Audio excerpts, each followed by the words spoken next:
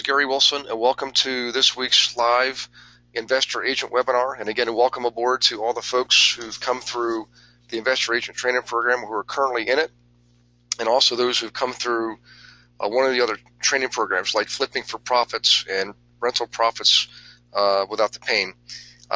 Some of you have even taken the what we call the property management course, okay? We call that turning rental problems into real estate profits. There has been a lot of interest in that lately. I can kick off another session if you guys like. So if any of you have an interest in property management, let me know. Obviously, it's a very profitable model. It's a separate line of business. You know, it's an entire training program in and of itself. But let me know if any of you who have an interest in that. Please let me know. And we'll make a plan for that. It does take about 8 or 9 weeks, but it's only 1 hour per week.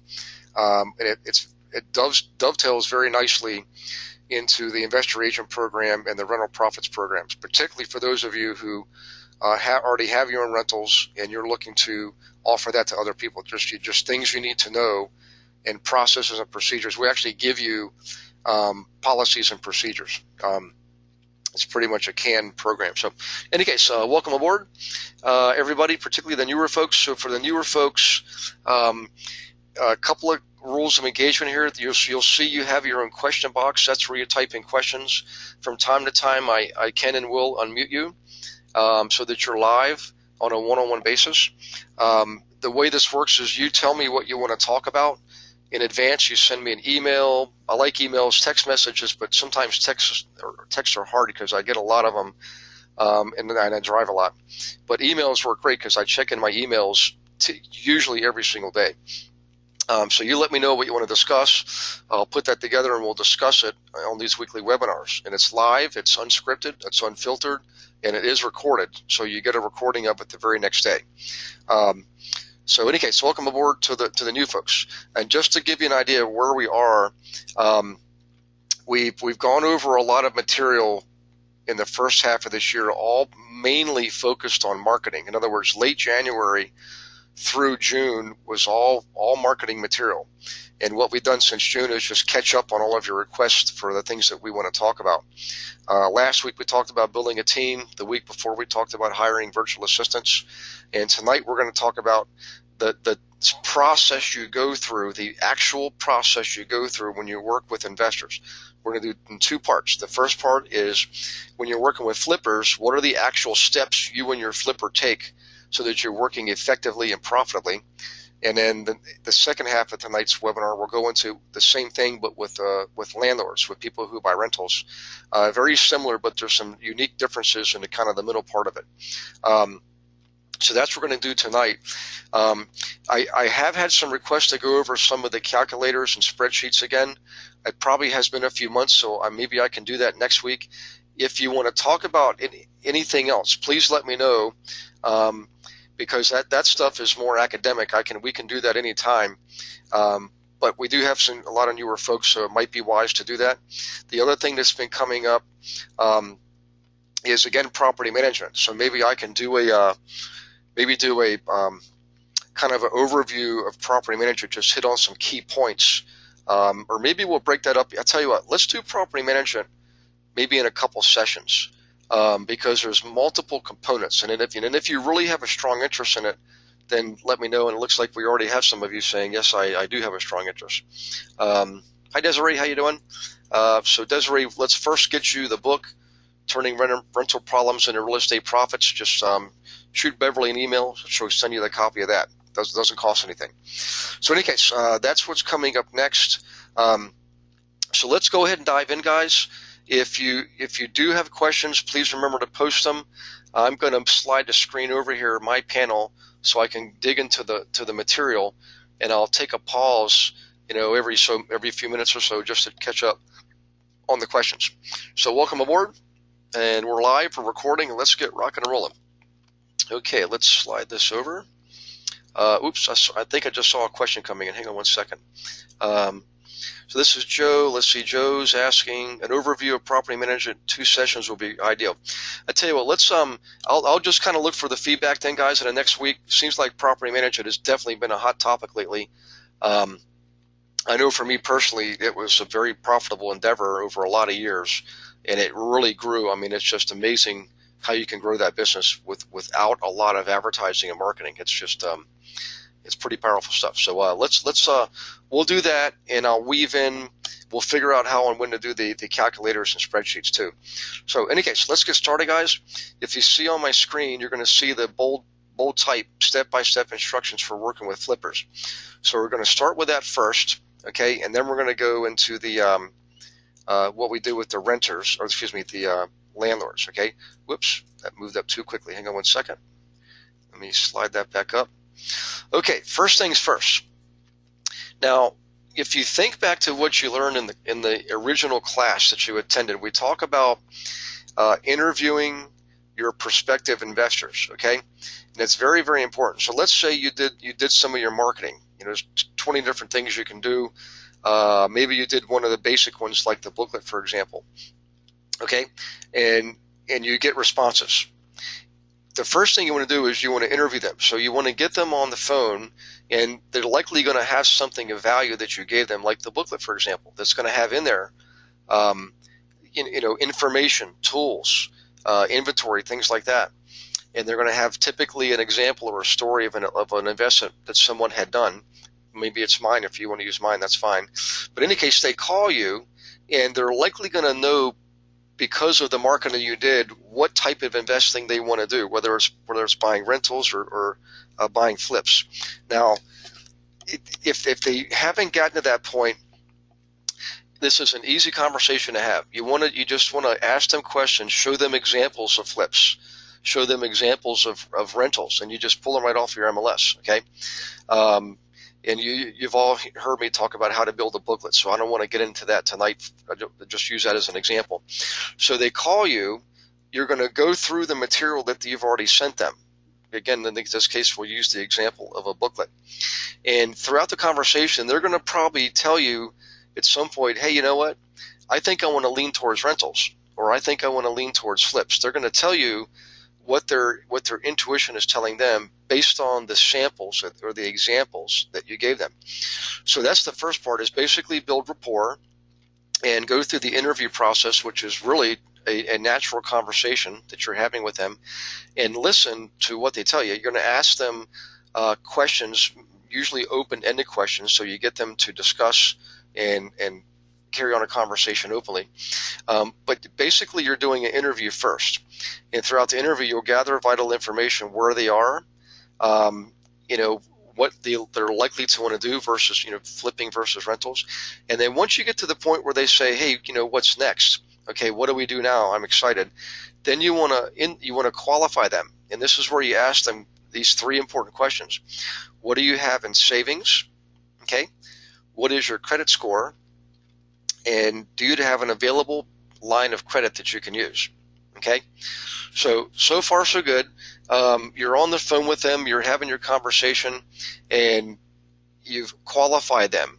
Now the next thing you do is you have them email you, okay? And you're going to tell them, this is the script you're going to use. You're going to say, please email me with a recap of our conversation in your own words. This is you given the instruction to this point. They're called a prospect. Then the prospect is going to email you back with a recap of the conversation, including, they're also going to include their full name, their email address, and of course you already have their phone number. And you're going to give them your email address. This is my old email address. I actually still use it. For a lot of advertisements go there and things like that. So in any case, you do the email, and this is a critical thing to remember, guys. The folks who email you back, which should be a majority of them at this point, are the ones you want to work with, because the fact that they followed your instruction is a strong indicator that they're willing to take action. They're willing to engage with you on an even level. In other words, they think of you as being every bit as important as them in their effort to build wealth and income. And they're showing commitment. They're willing to commit, okay? Those are the folks you want to work with. The folks who do not email you back, I wouldn't recommend working with them, because they're telling you in their behavior that they're not willing to follow up with a simple email.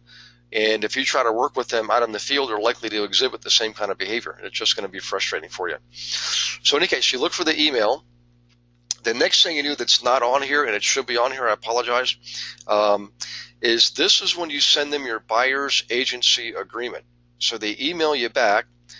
You respond to them that night. Thank you for the email. So you don't. This is not something you do over a period of days. This is all happening in short order. So you send them an email back thanking them, and in the email you send back to them, you're going to include your buyer's agency agreement in an attachment, okay? Or you can tell them you're going to send something in dot loop if you're using dot loop to send things electronically, okay? But you're going to have your buyer's agency agreement already filled out, and in that email you're going to give them the 3 reasons why they should sign the buyer's agency agreement, okay? The three main benefits.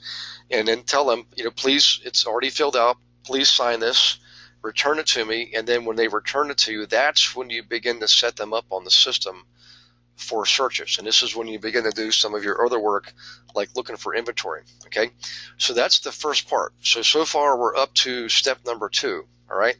And you nail that part of it. The rest of it is just a matter of following instructions in the right sequence. Everything falls into place more correctly and more profitably when you do this first part completely. You don't want to skip any steps. You definitely want to have them send you the email back. You definitely want to get a buyer's agency agreement. In the future, you're going to be getting listings too. This is just to help you get started with a couple of clients initially.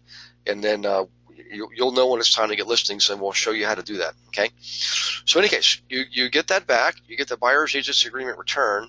Now you can set them up on a search in your MLS system using the methods that we teach. So in other words, in the case of flipping, you know that in Module 1 we teach you how to use the school report, melissadata.com, and your planning commission website. So you're going to determine what are the best areas for flipping homes, and you're going to set up searches in those areas, okay? And you also know the price ranges, okay? What we call the after repair value for the area, or the what we call fair market value sometimes of the area. So you use those tools to determine precisely where you're going to build your searches and what areas are you going to build your searches in. That way you're only providing data that makes the most sense for investing. In other words, it doesn't have to be the most expensive or the nicest. It doesn't have to be the cheapest or the least expensive, but it should definitely be in the right area where the most people want to buy, okay?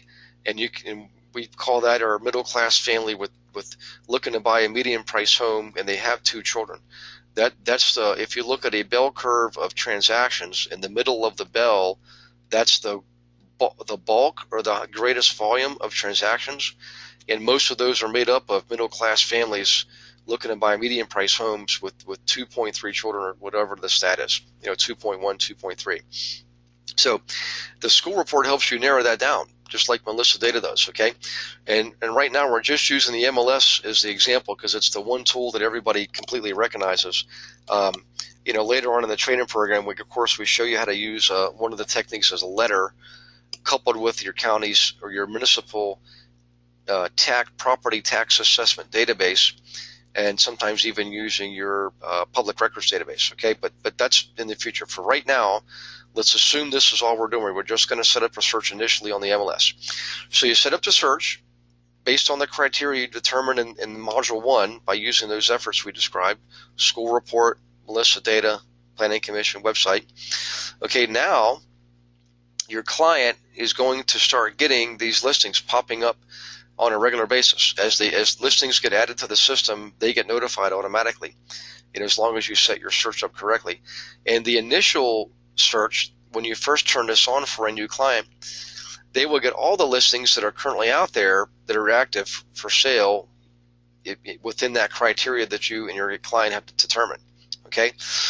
So the first time they get a whole batch of properties to go through, and then every day thereafter they get the updates. As soon as listings come on board, they get notified, they get the full listing. You always want to give them the full listing every single time. Always full listing, okay? Now, the next thing you want to do is have them separate the wheat from the chaff. In other words, you want to have them go through the properties in a methodical process to narrow it down from, you might be starting off with 90 properties that meet the criteria. Well, there's no way you're going to look at 90 properties, you or your client. So you've got to narrow that down.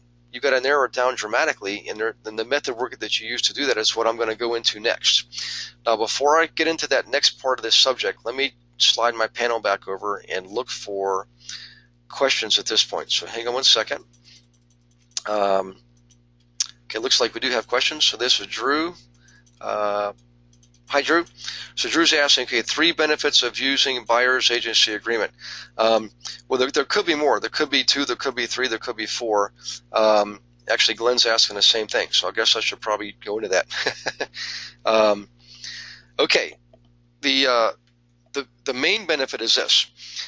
If you think about our fiduciary obligations as a licensee, for general consumers, not clients, but just general consumers, we automatically owe honesty and fairness. Okay, that's for everybody.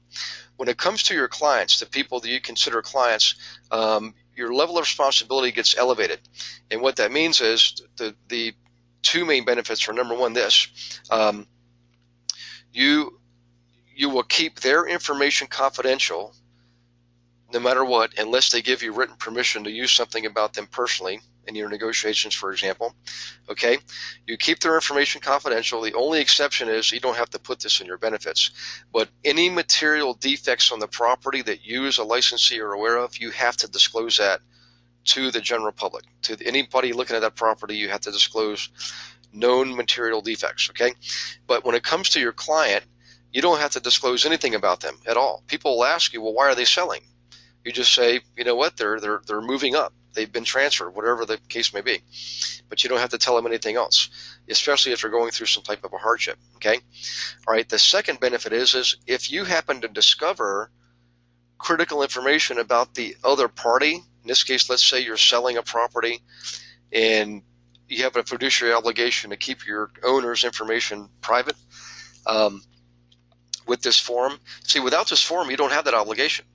You can, if they tell you something, it's considered, open information because they told it to you, and you can share it with somebody else. With this buyer's agency agreement, you legally cannot disclose anything they tell you about themselves. On the other hand, if you learn something about the other party, all right, you can bring that back to your client.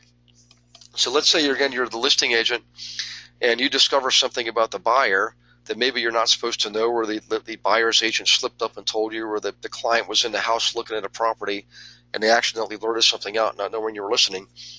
You absolutely have an obligation to pass that on to your client because they signed the agency agreement. Well, actually, I used the example of listing. Let's go back to the original example. You're the buyer's agent and your client is the buyer. So we're just reversing the role, but the same principle applies. You keep your buyer's information confidential, and if you discover something about the seller, you now have an obligation to share that with your buyer based on the buyer's agency agreement. So those are the 2 main benefits, right? The third one is this. You should always mention this to your client. Say, look, you can work with any old agent out there.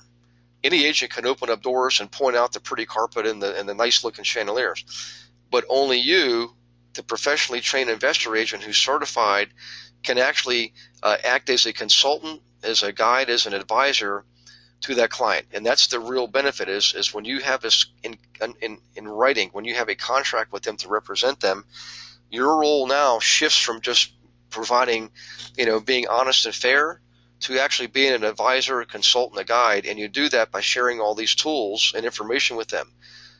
Share them with them the school report, share with them the calculators and spreadsheets, okay? That's really the third big reason, all right? So in any case, let me, I think there were 2 people who had the same question. And let's see here. Okay, somebody's saying they had a sound issue. It seems like it sounds okay, though. At least everything's telling me the sound is okay. So it looks like it is because I'm getting other feedback. Okay, so Desiree is saying, do you ever follow up if the prospect doesn't email? Hey, Desiree, what I might do is I might give them one get out of jail free card. In other words, I'll follow up with them and I'm not going to chase them down, but I'll say, hey, it's been a couple days. Do you still intend to follow through with this? I have time for you, but I need to schedule you in. I work based on a scheme. You always want to let them know that you work on a schedule. And so you can give them one get out of jail free card, and if they still don't follow up, then just let it go. It's just not worth chasing them down. But yes, Desiree, I would actually give them the benefit of the doubt one time. Okay. Okay. Looks like we're good on the questions here. Let me just double check one more time. Okay. Looks like we are all caught up. So let me go back here, reduce my panel, and get back into the subject. Okay, so now we're on step number 5. All right, now this is what you're doing when you're working with flippers, okay? And by the way, guys, if we run out of time, the one on landlords I will do next week. Don't worry, we won't move forward until we cover these, because this is critical. In fact, when you nail this process here, you've got it. I mean, everything else is academic. This is the one set of skills that's behavioral, which means you have to practice this over and over again to master it. And when you master it, your return on investment, the number of commissions that you'll get per hour worked goes up dramatically, okay? Because everybody's working, operating, listening, singing from the same song sheet. Okay, so let's get back here. So your client is now getting all these listings, and you're going to teach them to go through the listings using this multi-step process here, okay? So step number 1 is this. Let's say they've got 100 properties they're looking at. They got 100 listings they're going through. All right. Initially, the number one thing we want to figure out is, because of the homework you've done to set up the search properly, you already know what the average repair value is of a property, or excuse me, after repair value, or again, it's the same thing as fair market value. You know, it's what a property should sell for. You'll know those values for the area. So what you're looking for on the first cut, the first pass of analysis on these properties, is which of those properties has a list price that's below the fair market value for that neighborhood. That's the first thing you do. Any property that has a list price that's at fair market value or higher, you discard. You just tear it out and throw it away. You don't even ever look at them again. It takes all of a second to determine that. You're going to show this to your clients how to do that. Okay, that's the first pass. All right. Now the second pass is, now let's say in the first pass you've cut your list of properties in half. So now you're going through the remainder of the properties, and maybe there's 50 of them, and all the list prices in these properties are below market value. So now you're going to start looking at more details. You're going to get granular in your effort. And the first thing you should be looking at are the photographs, the pictures of the property. And again, this is the case of flipping, so you're looking at essentially single-family homes. Yes, you can flip rentals, and we'll talk about that as a separate matter. Okay, so you're looking at photographs. Hopefully you've got a lot of them, but if you don't, you just have to take what you got. You can also look at pictures online. You can Google the property. Zillow will have them out there sometimes. LoopNet, I'm sorry, not LoopNet, but Zillow, Trulia, others providers. And by the way, if you've noticed, Zillow's not just showing you properties that are listed, they're showing you all the properties in the area typically, okay? So in any case, you're looking at photographs, you're looking at the lot size, the room sizes, the basic characteristics of the property. In other words, this just look like the kind of property that if you drove by, it would find its way into the top 10, for example, okay? If you don't think it will, discard it, okay? Just get rid of it. Don't worry about it. Yes, you may miss a deal here and there, but it doesn't matter. You're gonna focus on the best of the best, because those are the ones that give your client the highest probability of success. So in any case, back to this. At this point, you're looking at photographs, general information, lot size, room size, number of rooms, things like that, okay? Now you're down to, say, 25 properties, okay? The next thing you do is this. Now you get even more granular. You're looking for, not just how many bedrooms, but the sizes of the bedrooms. The size of the kitchen, Does it have a separate dining room? Does it have a separate den? Does it have a separate family room? Does it have a finished basement? Does it have a basement at all? Does it have a garage? All of these things that a middle-class family looking to buy a medium-price home with a couple of children are going to be looking for themselves. That's what you're teaching your client to look at. Look at it from the eventual purchaser's eyes, the person who's going to purchase the property after it's remodeled. Okay, so you're looking at it through those lenses. This is now your third pass, and you should be narrowing it down even further by doing this pass. Get really granular. Look at everything. If you can see pictures of the utility area, how does the furnace look, for example? What does the kitchen look like? Is the kitchen big, but it's got a 30-year-old set of cabinets and countertops and things like that? Okay, if you don't have the pictures, you're going to have to all those pictures, you're going to have to focus on the description as well as the room sizes and things like that. But in any case, the point is you're narrowing it down again. You want to do at least a third pass, okay? Because you're not going to drive by 50 properties. You're not even going to drive by 25 properties. I mean, you can if you want to. Again, this is you showing your client how to do this. So the first set of drive-bys, let's say it is 25 properties, okay? In this case, it says 30. You're not driving by the properties, your client is. Okay, they've got the final set of listings. They're just going to go by there. They're not going to get out of the car unless, for some reason it makes sense to get out of the car. But for the most part, they're driving by, and they're going to reduce that number again down to, say, 10 to 15 properties, or in this case, about 12 to 13 properties. All right? They're going to throw away the ones that didn't make the cut from the drive-bys, and they're going to keep the ones that they think look like they have the greatest potential of being a good flip. All right, so now you're down to that final set of properties. And this is where you step in. Now you're going to tell your client, okay, send me an email of this final set of properties. Okay, could be 10, could be 15, all right? Now what you're going to do is you're going to check their homework, because your goal at this point is to narrow that down to about 6 properties. It could be 5, it could be 7, but you want to try to get it to an average of 6 final properties that you're actually going to look at yourself with your client.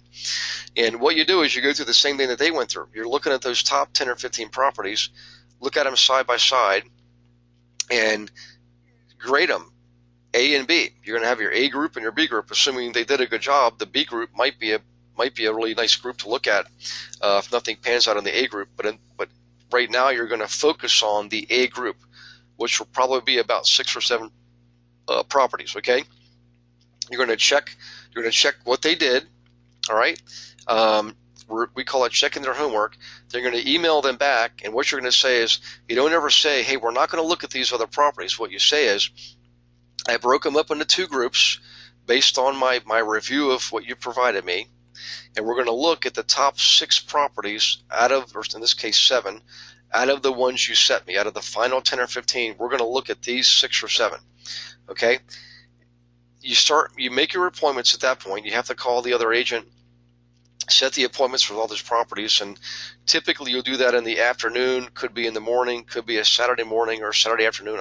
I generally don't do this stuff on Sundays. I never did.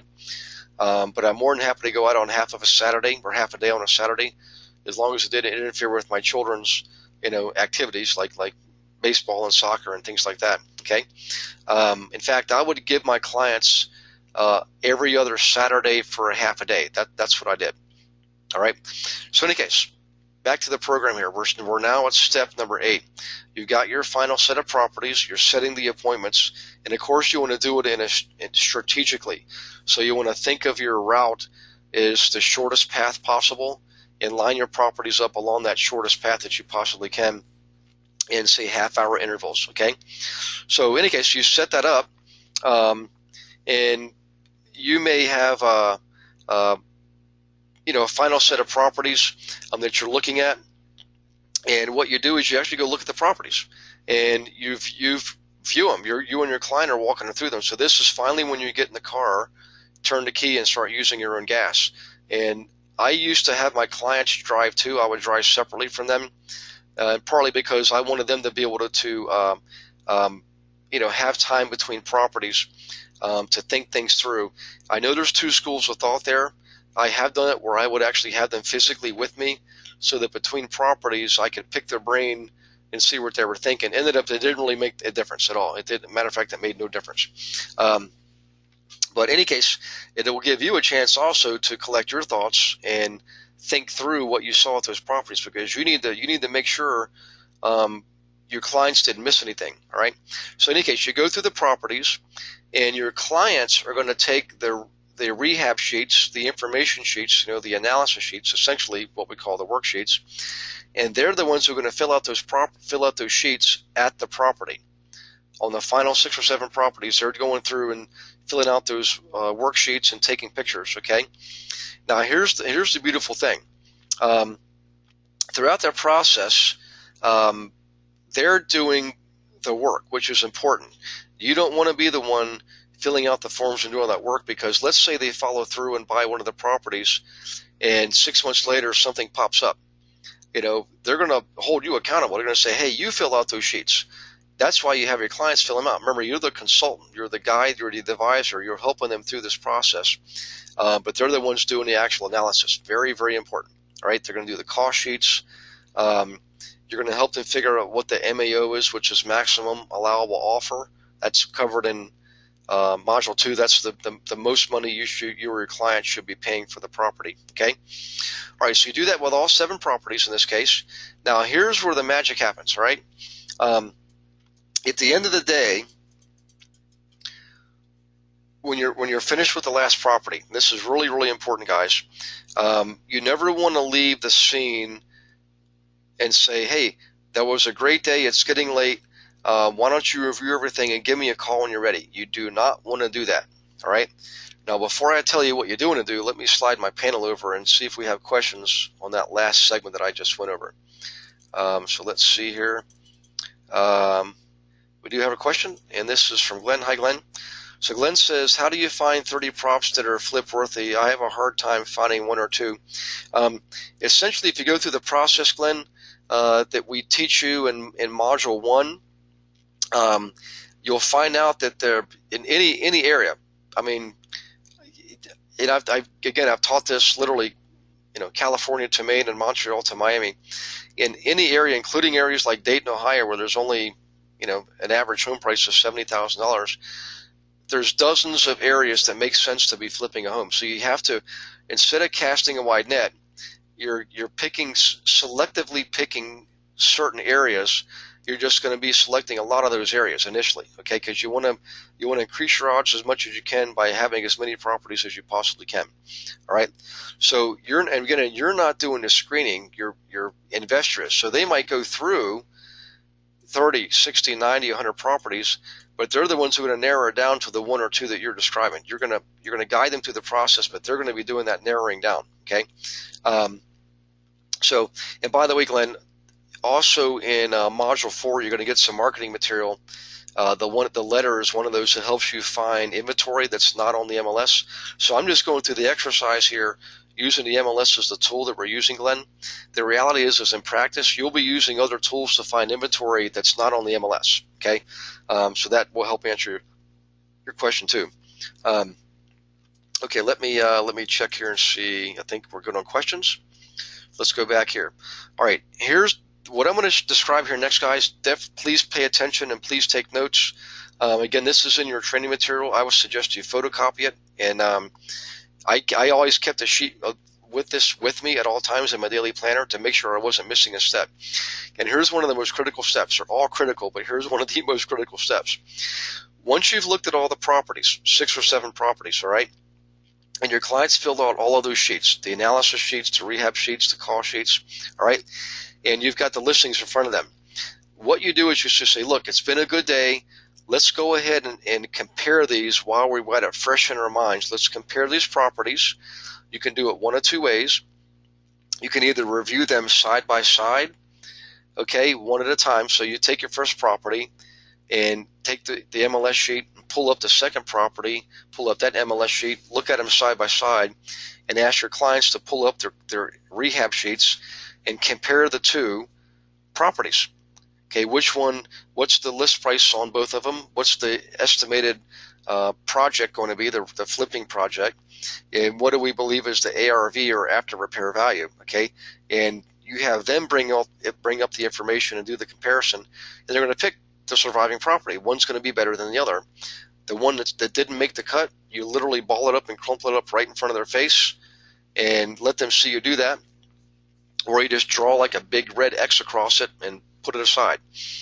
The other version you can do is you actually lay them all out together, side by side, like in a matrix. You might have a row of 3 and a second row of 3, or something like that, or 3 rows of 2, and you just have them look at them and say, okay, of all these properties, which one can you live without the most? Which one would you say you really don't, it doesn't make the cut, it's not as nice as some of these others, you're going to eliminate it, and you put a big red X to it, and you have them continually do that. You may only get it down to 3 properties, okay? You might get it down to 1 property, but in most cases you'll have 1 or 2 or even 3 that make sense to be investing in, okay? And the reason you do that on the spot is you're keeping them engaged, because you're going to have them take action literally that night. All right. So in any case, you narrow it down. Let's say you narrow it down to 3 properties. All right. What you do at this point, you say, okay, that's great. I want you to go home, review your cost sheets, review your numbers, and finalize them. And I'm going to call you at 9 o'clock. This is you telling them you're going to call them. I'm going to call you at 9 o'clock. I mean, it could be 8, could be 7. What have you. At 9 o'clock, we found is a pretty safe time. Call them at 9 o'clock. You're going to have them scan and email you their cost sheets, their rehab sheets, and you're going to actually have the listings because you showed them the listings. And then you're going to go over those with them and help them determine the final 1 property that they're going to make an offer on. I mean, they might be able to make 2 or 3 offers. What you don't want to do is make offers that your clients cannot back up. So if they can't buy 3 properties, you do not want to make 3 offers. If they can only buy 1 property, then you make your offers 1 at a time. I know investors will try to tell you sometimes, hey, make offers on all 3, let's see what happens. That's bad business. It's bad for your reputation. You don't want to do it. What you want to do is say, look, let's focus on this first one first. Let's get an offer in tonight, strike while the iron's hot, and they'll get us a response tomorrow, and we'll know what to do from there. All right. So in any case, the bottom line is you go through that process that evening, and then when you call them at 9 o'clock after they've emailed you their forms, you're going to go over them. You're going to have them decide on the final one, and then what you say is, okay, I'm going to go ahead and draw up the offer. I'm going to send you the offer electronically. Nowadays we use something called dot loop. Some offices you might not have that if you're not KW, but essentially you're going to scan them and email them the contract. They're going to print it out, they're going to sign it and initial it everywhere, and they're going to scan it, email it back to you, along with a photocopy of their hand money check and also proof of funds. They have to prove that they have the down payment on hand, and they have to prove that they can either get a loan for the remainder or they have savings somewhere for the remainder of the purchase price. Okay? You literally submit that offer that night. You do not go to bed without submitting it. You leave a message for the other agent, let them know that it's on their in basket. When they wake up in the morning, please process it and get back to you within 24 to 48 hours, right? But that's how, guys, this is how we do the high percentage shot process. Now, I know a lot of you have been used to doing things other ways, working with the no money down owner financing guys and the go find me a good deal kind of guys. We're generally not working with those folks. You're generally in this program, you're going to be attracting new or newer investors that you're going to be growing with them, and it's much easier to get them to work with you and engage with you on an even level. Take action on a regular basis and basically do things properly and correctly. All right. A lot of the stuff that people have been taught, I know I used to, take those programs, and I actually used to teach them at one point. The reason all the other late night gurus who are not, they're not KW, for example, they're independent. The reason they're teaching all the no money down stuff is because when they ask people about money, people tell them, I don't have any. That's why they teach all this no money down stuff. That's why they teach you got to make 100 offers to get one to stick. We don't use those methods here. We don't have to. We don't want to work with those folks anyways. I mean, you can if you want to, and I'll show you how to get more commissions from them than you may already be doing. When you work with these folks, the real investors who are doing things correctly, they actually are using their own money. They're getting bank loans at 4.5%, not hard money loans at 8.5%. Okay, they're going to be more successful. In fact, they are more successful. They're the ones who will go along with this program. It's much more pleasant. It's much easier. It's much more professional. It's much more respectful, and quite frankly, it's more productive. You and your clients both make more money. It takes some time to embrace this. We recognize that, but you have to practice it, and you've got to give it a couple of weeks to basically stretch the legs and exercise this for us. Okay. So in any case, I want you to review that. I don't want to go over it again because you guys can replay this webinar all you want on your phone. You can use there's free apps you get. There's one free app, GoToWebinar, you can get on your phone to watch it on your phone. There's another app you can get to strip off the audio. It makes an MP3, so you can make an MP3 file and listen to it in your car, for example. Okay, but just repeat this a couple times and then start using this with your new clients. Now let me slide the panel back over here and check for questions. Okay, looks like we're okay on questions so far. So yeah, if you got questions, fire away, and I'm going to give you a second, and I will, if we don't have any questions, I will move into the 12 steps that we use for landlords. Okay, so hang on one second. Let's see, this is Ron is asking. Actually, we have a couple questions here. Okay, so hang on one second. Ron says, do you know the name of the program to strip the audio? Ron, I'm not exactly sure. We can find out from Paul. Hey, Ron, if you want to email Beverly, and I think you all have Paul's email address too. I can't remember it off the top of my head, but we'll get you that app. I think it's MP3 something. If you go onto your smartphone and go to where you buy your apps, it's free, by the way. Type in MP3 or type in like a GoToWebinar, and one should pop up that shows you how you convert that to an MP3 file. Okay, so try that, and if you don't find anything, obviously just email Beverly, and we'll make sure whatever that is, we'll get it out to the entire group. Okay, and it's an awesome program, and I remember when Paul showed me, I thought it was the greatest thing since sliced bread. Okay, so this is Desiree. Desiree says, my office asks that we have the buyer's agency sign before showings. Absolutely. So Desiree, if you look at this process here, we're actually doing that way up top here. So in other words, in between steps 2 and 3, this is where you get your buyer's agency form signed, and then that's even before you send them listings. So you want to get that signed before you send them listings. Okay. Good question. Let's see. This is Roger. Hey, Roger. How you doing, buddy? Roger's asking, what is the process for educating the clients on step 5 through 12? Do you have a second call after getting back the buyer agreement to discuss educate client on process? Yeah. So Roger, what we generally do is once we get them set up, okay, and this is the first time through. So you get this person set up. They've got their listings. What you're going to do is to say you're going to set an appointment and say let's get together tomorrow night at 8 o'clock, and you can do a webinar, by the way, that's free. Everybody here can get webinars for free. You have them go through the properties, and you can watch them because you can screen share and do all kinds of neat stuff. Matter of fact, you can even do screen sharing without having to even use a webinar. There's free screen share tools out there. But what you do is Roger, you first have to master this yourself. The steps 5 through 12. Actually, step 5 is really the big one. All right. So step 5, you've got to master yourself, and then once you're comfortable with that, once you know you can narrow down. Sorry, I keep jumping around there, guys. Hang on one second. Here we go. Once you get used to doing this yourself, this is when you start using this with your clients. It does take a couple of weeks typically for the average agent to grasp this. So what you do is once you master it and you start working with your clients, That's why I want you to practice it during the second module and not wait till the fourth module. You want to have them get on the phone with you and walk them through, because you're going to have the same listings that they have. You can do it over the phone. I used to do that. We didn't even have screen sharing, all right?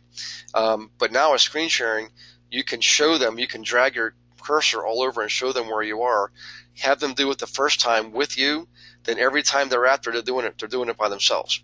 Okay, it's an educational process, but it builds loyalty. It makes sure everybody's singing from the same song sheet, and they will appreciate it because nobody else is doing this for them. Nobody else shows them how to do this step. They just have to guess their way through it, you know. So that's a very good question. Let me go back here.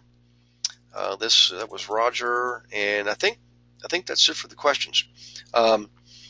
Okay, guys, we're kind of a critical juncture here. I could it's 9 minutes till 8 Eastern Standard Time. I could go ahead and go into the process we go through with the landlords. Let's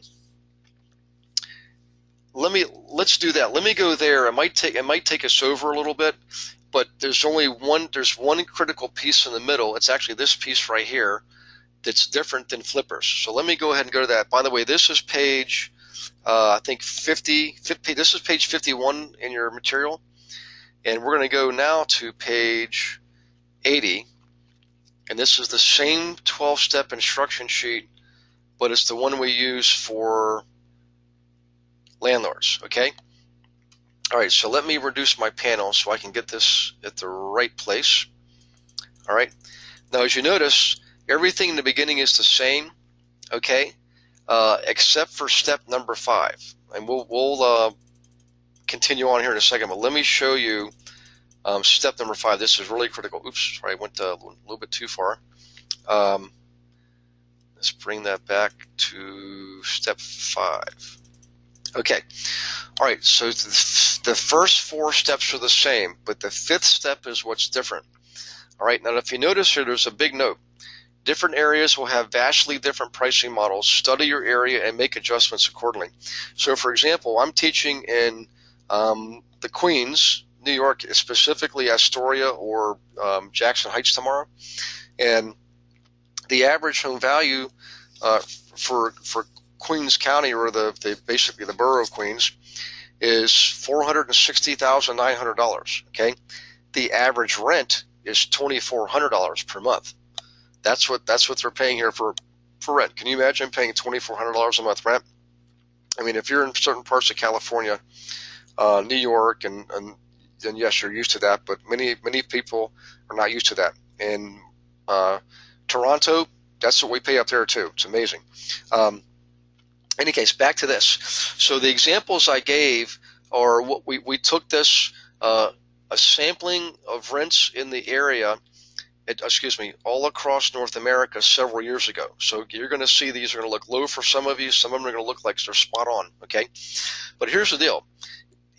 At step number 5, again, the key objective is to separate the good from the bad, or the better from the not so good, wheat from the chaff. And the way you do that is part of it is it's not based on list price. It's more based on the income production of the property. Yes, you're going to be interested in room sizes, lot sizes, photographs, and things like that. Initially, what we do is we still look at price. We still look at the list price of the property, and based on our knowledge, because you're going to be learning in modules 1, 2, and 3 about investing. So you're going to know how to do a cash flow worksheet on a property. You're going to know how to determine the net operating income. All right, and so when you know that, you're looking for properties where you believe the list price is lower than the actual value for the average rental property in that area. In this case, let's say you're looking at duplexes, for example. Okay, so in the case, first step's always the same. Second step is just the same also. You're gonna get rid of all the low grade properties, the ones that look beat up and tattered and torn and have a lot of problems with evictions and things like that. You can tell by the pictures what kind of properties these are, and you just want to use your intuition and focus on only the best properties within that price range. Okay. Now here's where the difference occurs, guys. Once you get down to the actual what we call the nitty-gritty of rentals, which is the money, where's the money coming from, how much, and how much it's going to cost me. This is the difference maker. So once you've eliminated all the properties that you believe are too high priced, and the ones that look like junk, and you're focused on the better properties, this is where we are right now. Okay, let's assume, for example, you're always focusing on duplexes, triplexes, and fourplexes. Predominantly, that's where you're going to be with your investors in the beginning. Over time, yes, you and they will evolve, but initially you're focusing on duplexes, triplexes, and fourplexes. Okay, the average rent in this example for one bedrooms was $400 to $500 a month for a one bedroom.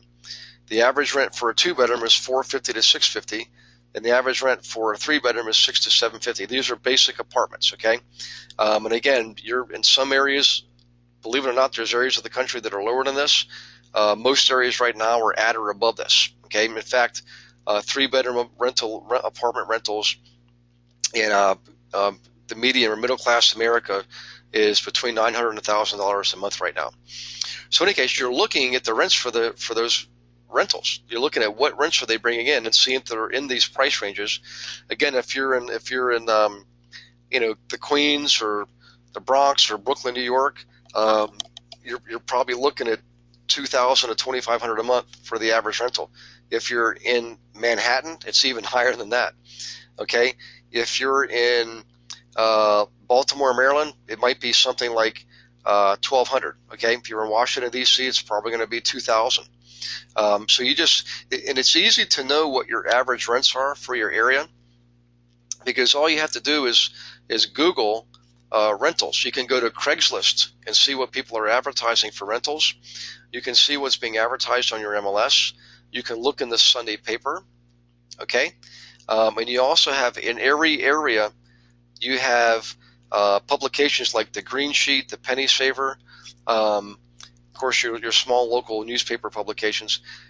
That's the best way to do a grassroots analysis on what are the rentals bringing in your area. I would not use so much the online tools, because oftentimes they're overinflated. We've noticed that almost everywhere we've gone. We don't know why, but they're typically overinflated. That's what we notice. Look at the actual ads, and you'll see what people are asking for the rentals. Okay, but let's say what you're finding is these numbers right here. So you're looking for rentals that have rents in these price range, in these rental ranges, right?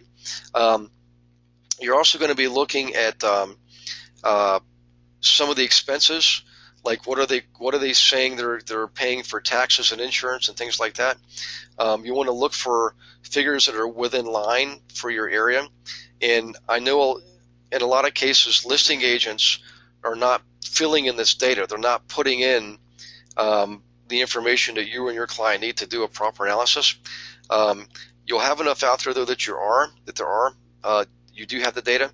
Also, a lot of listings nowadays simply have an attachment. They have a pro forma that they attach to the listing that you can download as an agent. Okay, so look for that. And if you still don't have it, what I used to do, what you can do is, if you think something looks promising and there's not a lot of data, email that agent. Don't just call them, but email them and say, look, I have a client who's interested in this, but he is not moving forward. He's not going to look at the property. He's not going to do anything until he sees a pro forma. So you've got to provide some data on the property. What's the income and what's the expense? A basic P&L. I like to see 3 years worth. Initially, I'll take the most current year, and if it looks appealing, then I'll go look at the property and then ask for the last 3 years. And you have to do that anyways, because whoever your buyer is using for a lender, they're going to want this information. They're going to want to know what are the rents and what are the expenses. They're not going to make a loan on a property without having that information, and it's got to be validated too, right? So in any case, you need the information anyways. You might as well get it up front and help you and your clients do a better job of analyzing these properties. Also within this step, you can determine what the average unit value is for the properties in your area. So if you know that the average, let's say your client's interested in the fourplexes, and the average unit value is $35,000 for a 3-bedroom, and you've got 4 3-bedrooms, then your client should not be looking at properties more than $140,000. Now again, that's going to seem low to a lot of us. I know, because a lot of the areas I've been in or higher price than that. But believe it or not, there's a lot of rural areas and areas and what we call the not the A cities like Chicago, Houston, LA, and New York, but the B cities like Baltimore, Cleveland, Detroit, Buffalo, Indianapolis. Out in California, you're talking about like Bakersfield, things like that. These are not unreasonable values even today. So, but just remember, this is an example. You have to find out what those values are for your area. There's lots of tools allow you to do that. So back to the exercise. The point is this. The analysis on rentals is different than the analysis on flips. The analysis on rentals is going to be far more focused on income and expense, okay? Because at some point, you and your clients have to determine what is the cap rate for this property based on its current performance, and then you want to know what is the average cap rate in your area, and you want to be within basically a 1 percentage point of the area's average cap rate, to be competitive.